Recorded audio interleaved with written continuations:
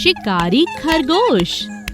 एक समय की बात है, एक जंगल में कीरू नाम का खरगोश रहा करता था।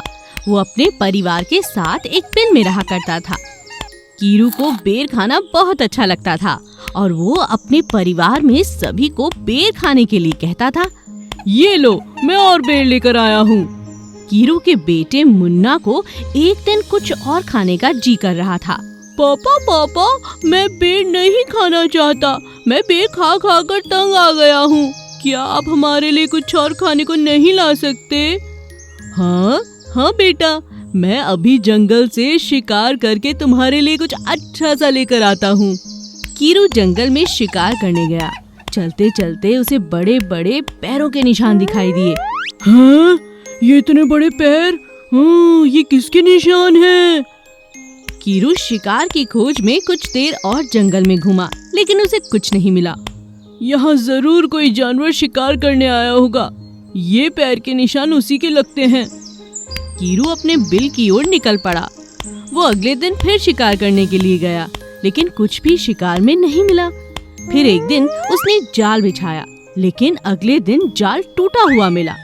तंग आकर कीरू अपनी जादूगरनी नानी के पास गया। बस बहुत हो गया, मुझे नानी के पास जाकर उनकी मदद लेनी चाहिए। मेरी मदद कीजिए नानी, मैंने इतने दिनों से शिकार की खोज की, लेकिन कुछ भी हाथ नहीं लगा, कोई जानवर मिलता ही नहीं। ये मेरे जाल को देखो, ये टूट चुका है और ये हमेशा यूं ही टूट जाया करता है। मैं क्या करूं?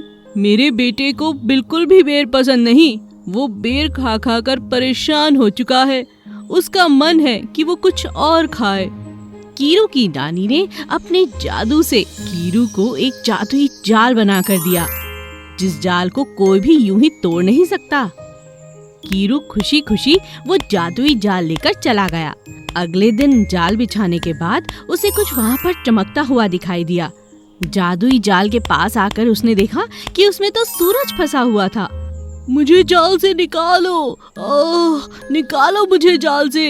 अगर तुमने मुझे नहीं छोड़ा तो हमेशा के लिए अंधेरा छा जाएगा।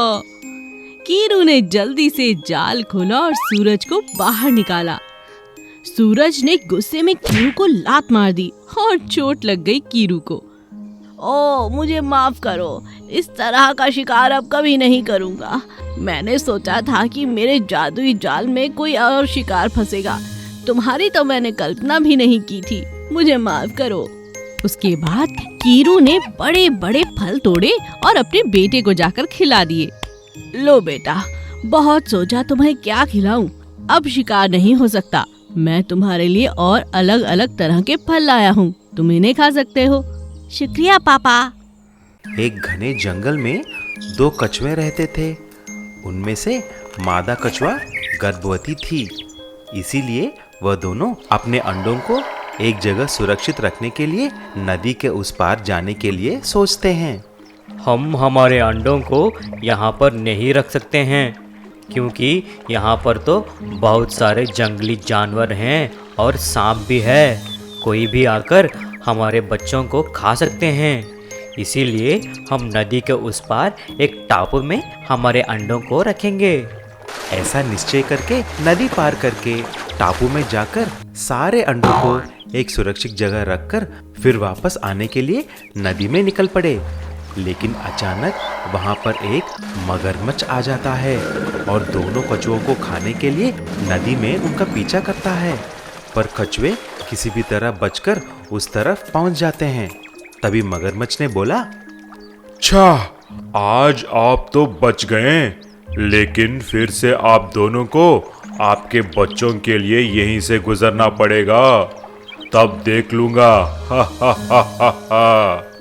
दोनों कछुए कांपते कांपते वहां से निकल जाते हैं। आखिर वह दिन आ ही गया जब दोनों कछुओं को बच्चों के लिए जाना था और उनको उस मगरमच्छ की बातें याद आते हैं। उनको मालूम नहीं हुआ कि क्या करें।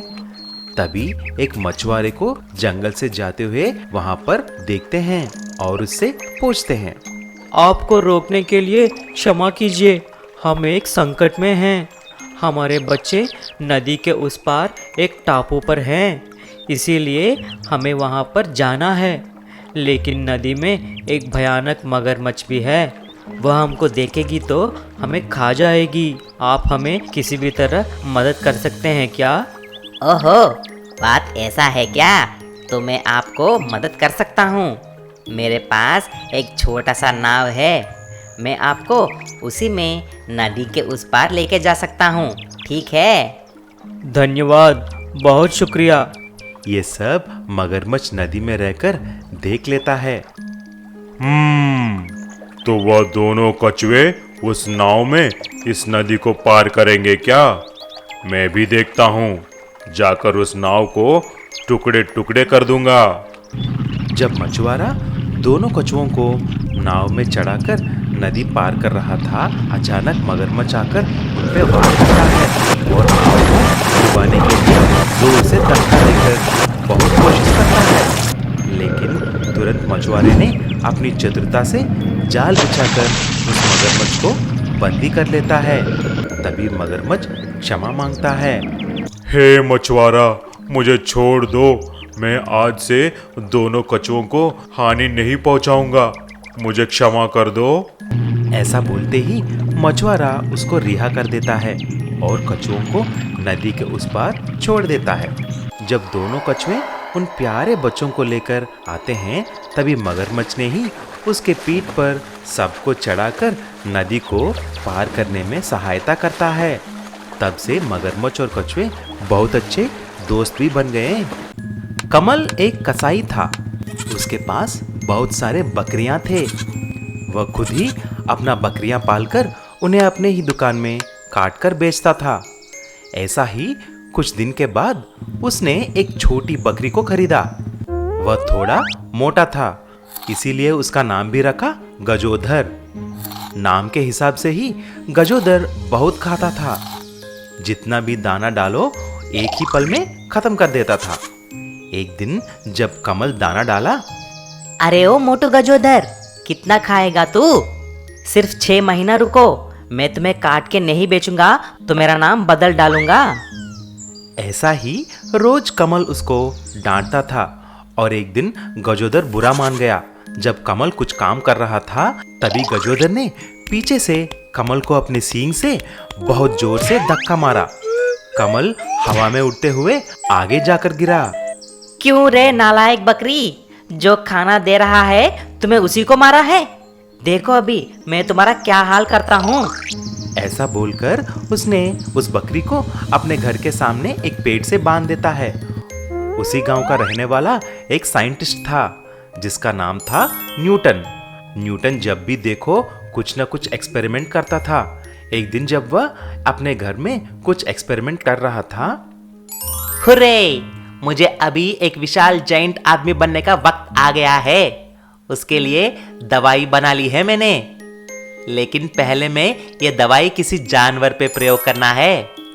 ऐसा सोचकर वह मार्केट में आता है तो वहां पर गजोधर को एक पेड़ के यहाँ देखता है और कमल के पास जाकर उसे खरीदने के लिए पूछता है। अरे न्यूटन भाई, मैं भी इस पल का ही इंतजार कर रहा हूँ कि कौन आकर इसको लेके जाएगा। मैं दे दूंगा तुमको। अच्छा, कितना चाहिए तुम्हें? अरे जितना भी दो काफी है, बस इसे तुम लेके जाओ। ऐसा बोलते ही न्यूटन कमल को कुछ पैसे देकर वहां से गजोधर को लेके चला जाता है। घर जाकर गजोधर को उस दवाई की एक इंजेक्शन लगा देता है, फिर उसे लेकर बाहर छोड़ देता है। देखते ही देखते गजोधर एक जायंट विशाल बकरी की रूप ले लेता है। तभी वो बोलने भी लगता है। देखो, अब मैं तुम लोगों का क्या हाल कर देता हूँ। तुम इंसान हमें ही पालकर फिर काट के खा जाते हो। हम बकरियों को उल्लू बना रहे हो ना। ऐसा बोलकर गजोधर सारा मार्केट में दुकानों को और घरों को तोड़ने लगता है। जो भी उसके बीच में आता है तो उसको भी अपने सींग से उठाकर फेंक देता था। फिर सारे गांव के लोग न्यूटन को कुछ करने के लिए बोलते हैं, लेकिन इतने में पुलिस वहां पर आ जाती है। फिर पुलिस उस जेंट बकरी को एक बड़े ट्रक के पीछे चढ़ाकर बांध देते हैं। क्यों रे न्यूटन, तुम कुछ एक्सपेरिमेंट किए बिना नहीं रह सकते क्या? अभी कुछ करो उस विशाल जैन बकरी का। तुरंत न्यूटन ने और एक इंजेक्शन तैयार करके उस गजोदर के पांव को लगा देता है। तभी गजोदर फिर से छोटा हो जाता है। गांव में हल्ला मचाने की इल्जाम में पुलिस न्यूटन और गजोदर को दोनों को गिरफ्तार कर लेते हैं।